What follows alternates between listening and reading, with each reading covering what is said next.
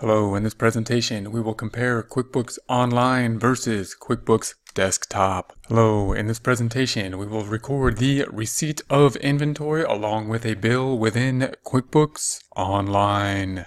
Here we are. Hello, in this presentation we will compare QuickBooks Online versus QuickBooks Desktop. On the QuickBooks Online dashboard, we will be continuing with the Get Great Guitars problem.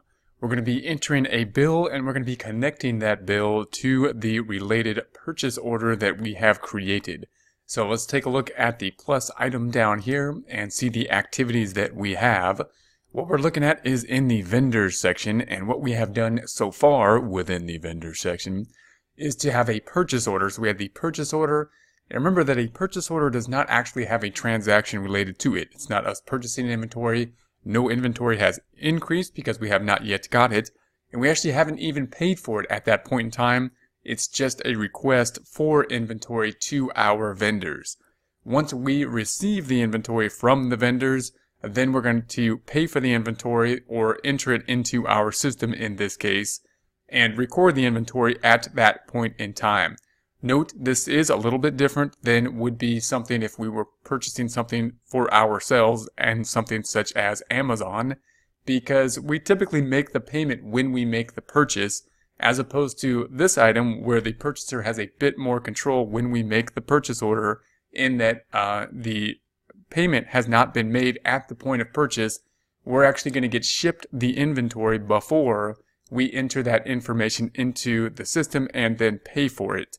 So we're imagining here that we have the purchase order. It went out requesting inventory, in our case a guitar. It has now been received along with a bill.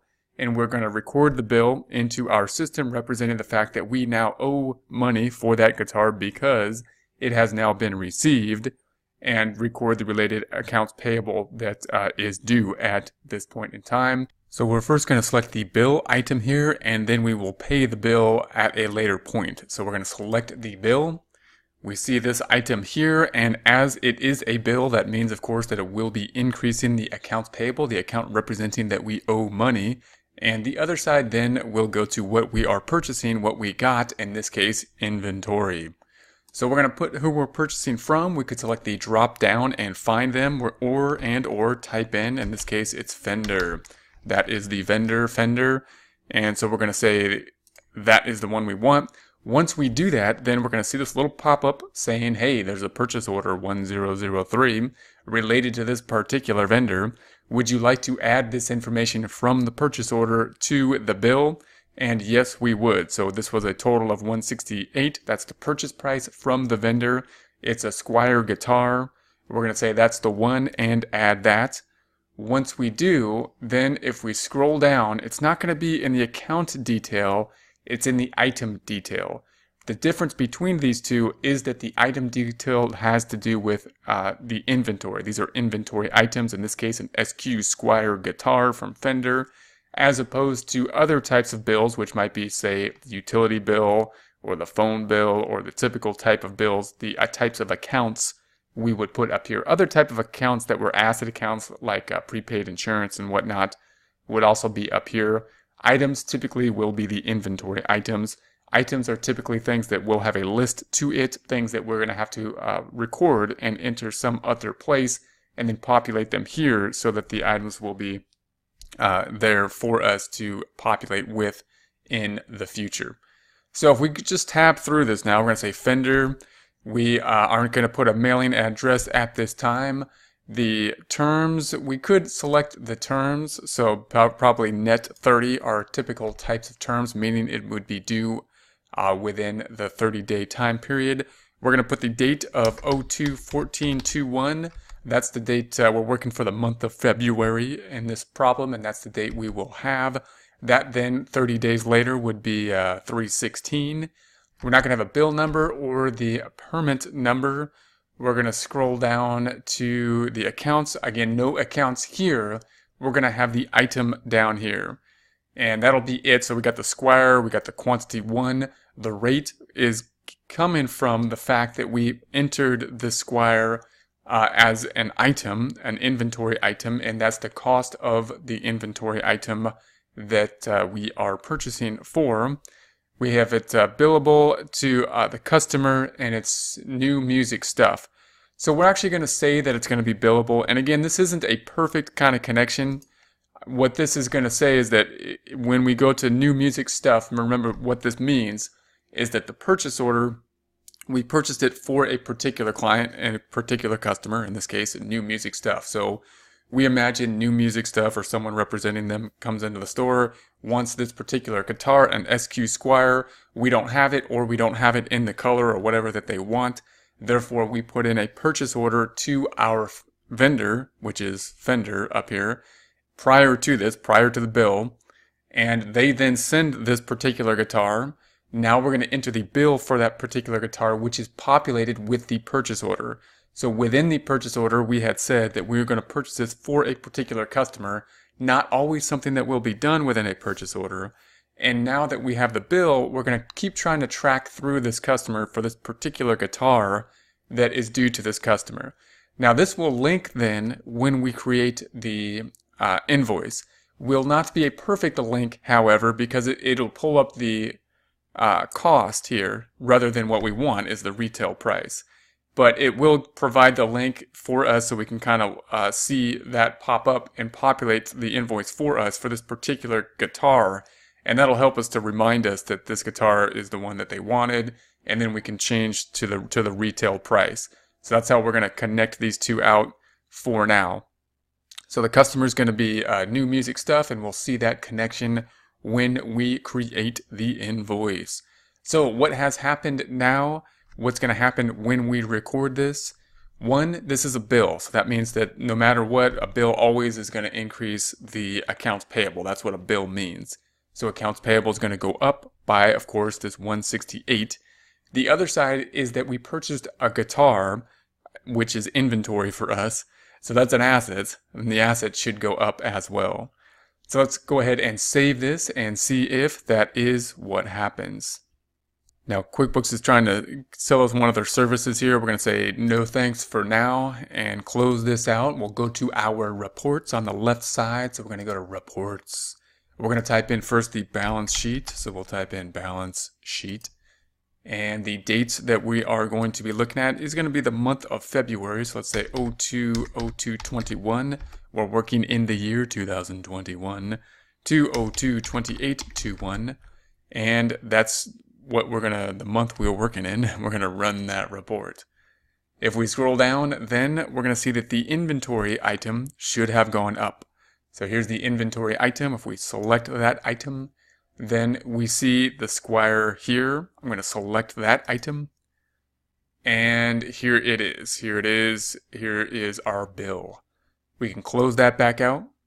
We can go back to our report up top, back to the balance sheet. That is, see the other side, which is a liability account. We see the accounts payable liability right there.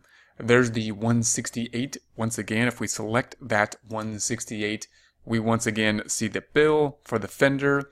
If we select that item, then we will see once again the bill that we have just input. So we're going to close this back out. We're going to go back to our report up top.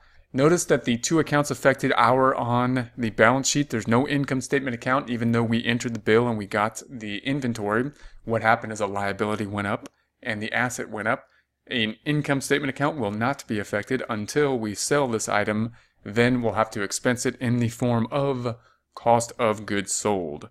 Also note that if we went to the payable by customer, it will show this same amount by the customer who we owe, which of course in this case is Fender. So we want to select and back this up by another report, a subledger, breaking this information out by vendor, which in this case is just one vendor by the name of Fender, the person we purchased our inventory item of a guitar from.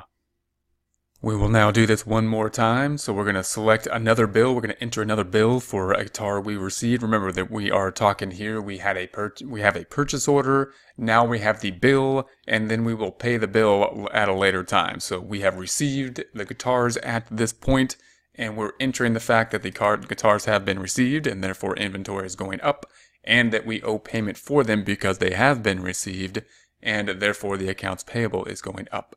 This is going to be for Epiphone. So we could select Epiphone from the drop-down and or type in Epiphone and select that vendor. Hopefully, if it's not spelled correctly, I apologize.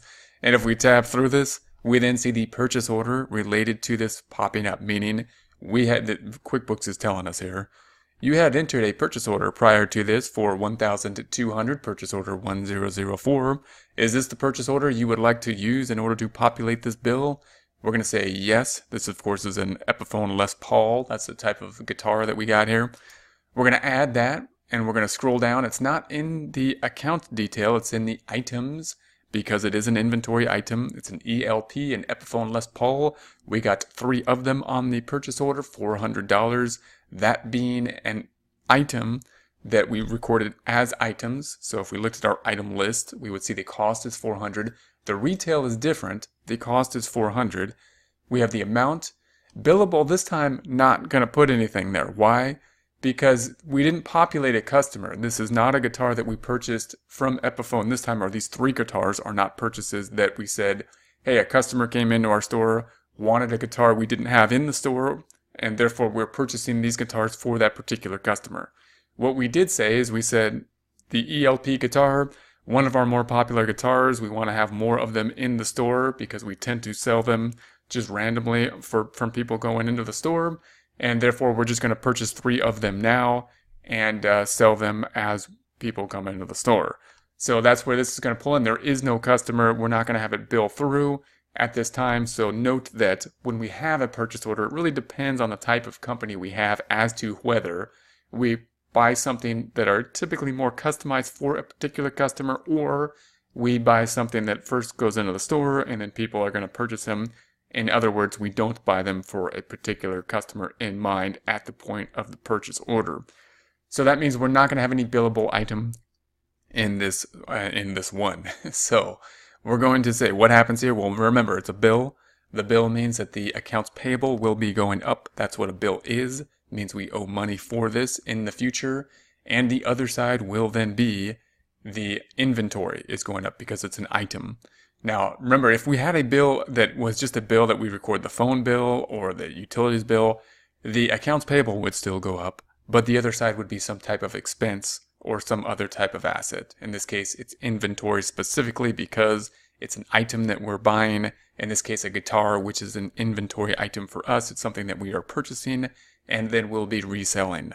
So we're going to say save on this and check our financials one more time. And the system actually saved me here because we didn't do an important thing. I didn't do an important thing, and that's going to be tabbing through this. I should select the terms. I'm going to say the terms are net 30 once again, and the dates we're working in the future here. So remember, so I have to go back in here to 02/14/21. If we're working real time, we wouldn't have to do that, but this is the date we're going through here. I do recommend tabbing through these as you go, just to make sure that we hit all of the cells, as I didn't do this time. When we select a purchase order, I often want to go down there and see if it's populated as the first thing. But then it's a good idea to always go back up to the top and make sure we tab through this here, as I wanted to demonstrate by not doing that and then showing the problem, of course. And then here's the 2/14, the date, and the end date would be 30 days later because we selected net 30. If we keep tabbing through this, I think we have everything we need at this point. And so we will then scroll down and let's save this item. Then we'll go to the reports and we'll see if it does what we expect it to do. So let's close this out. We already have the balance sheet open. If you don't have the balance sheet open, go to reports, type in balance sheet, and then change the date to the dates we are working on. 02/02/21 to 02/28/21, February should be 1st, second, 02/02, it's going to be the same, but February 1st, 2021 to February 28th, we will run that report. And then we're going to say that if we scroll down, inventory item, that is what we purchased. If we select that inventory item, we will see the bill that we have here. Here's the second bill we had, Epiphone Les Paul. If we select that item, we will then see our bill that we had input here, and there it is. Closing that back out, going back to our report up top, that's the first half that we have, inventory. Second half we have is the accounts payable. So here is accounts payable. If we select that item, then we see the fender, the second item there. Selecting the second item for the oh, actually that's fender. I'm going to close that back out. We actually want the Epiphone. That's the one we just put this time. That's the 1,200. So if we select that item, there's what we just purchased right there. Notice once again, nothing's happened to the profit and loss. I'm going to close this back out. Back to the report. Both the accounts are balance sheet accounts. We haven't done anything with profit and loss. Liability went up because we bought something kind of on credit, kind of like on a credit card. We owe something for it. Other side, assets went up because we got inventory. Nothing happens to the income statement until we sell the inventory and get revenue. Sales going up, revenue going up. And sell the guitar, meaning the cost of goods sold will go up, bringing net income down by the cost of goods sold once we make that sale. Hello, in this presentation we will record the receipt of inventory with a bill within QuickBooks Pro 2018. If you've been following along, that's great. We will be continuing with Get Great Guitars problem. If not, that's okay too. We're going to be receiving inventory with a bill, choosing this icon here, looking at what that will do, what will that record, and then take a look at the financial statements and see how they are affected. If you have the backup file up to this point, you can restore that at the File tab and restore the backup. We will be working with new data here, so if you're working along with the problem, it's good to have the new data as up to date as possible. If we're on the same page, then we'll be entering the data at the proper time, and especially the purchase order that was entered last time. So if you're following along with the data, you will need to have had the purchase order entered last time. Note we also have the open windows open here, and that is found at the View tab and Open Window. And of course we have the company homepage found at Company and Homepage, that being the only open window we have at this time, working through the home page. Now what we're going to do is create a receipt of inventory with the bill. So what has happened prior to this is that we have made a purchase order to the vendor. Now we're going to receive that in the mail. Note that this is a bit different than ordering something individually from something like Amazon, in that when we make the order, we haven't made a payment and we haven't received any inventory, and we're not going to make the payment, unlike if we were at Amazon, where we would probably make the payment at the point in time that we purchased the inventory. Here we're just basically requesting inventory with the purchase order. Once it is shipped, it will be shipped then with the bill, which we will then input, and that's what we'll do now. And then we'll make the payment on the bill that we have received. So we got the purchase order. We're going to check that purchase order against what was actually received.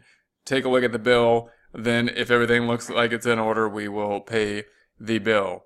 So in order to enter this information, we're going to say receive inventory, and we're going to say receive with a bill. Then we're going to choose the vendor that we're receiving this from, and in this case we're going to choose Fender. Now you could select the drop down and that'll have your vendors here. If you start typing in the name, we're saying Fender is the vendor. There is the vendor, Fender, and we're going to say tab, and a pop-up should pop up if we are in the same data set. That's saying you have a purchase order for Fender. Would you like us to populate this bill with that information from the purchase order? We're going to say yes. Then we need to select the purchase order, that one being this 1003. Once we select OK, it should then populate the bill. So there we have this, and so we've got Fender, the bill, and we have the information down here being populated from the purchase order. Going to go back up to the top, and we're going to tab through this information. So I'm going to tab, go to the date range. That's going to be the 14th. So we're going to add the 14th. So I'm just going to use the plus button in order to increase the date day by day, 9, 10, 11, 12, 13, and 14. Tab, we're not going to include the reference number or any reference number. The amount should be pulled from the purchase order, that 168 being pulled from the purchase order. We're going to keep the bill due date at the 2/24. The terms, we're going to keep the terms and leave the terms, no memo, And then we have the information in terms of the item. Remember, this is an inventory item, and because we pulled it over directly from the purchase order, it moved to this items tab rather than being a bill that would be recorded on the expense tab. Notice if we go to the expense tab, such as this, nothing is in the expense tab. When we go back to the items tab, that's the inventory item. So remember, the items mean basically, in essence, inventory items. Expenses typically are any other account that we will be creating the bill for. We then have the item number pulled from the purchase order, and the description. If we make this a little bit larger, we can see the description. Quantity is 1, cost is 168, the amount 168, and we purchased this for a particular customer, that being New Music. And we're going to say that this is billable. And that means that once we create the invoice, then we can populate the invoice from this same information, meaning we ordered this guitar specifically with a purchase order to Fender for this company, New Music Stuff. We have now received it with the bill, and now we're going to probably invoice at a future time, fairly soon, this customer at the point that we deliver the guitar to them. And then we can link this together, populating that invoice with this same information.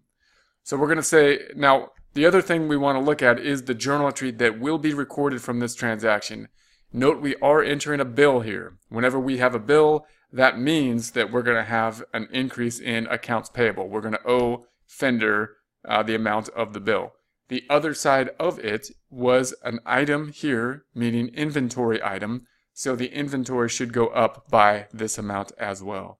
So we're going to save and close, and we'll take a look at that.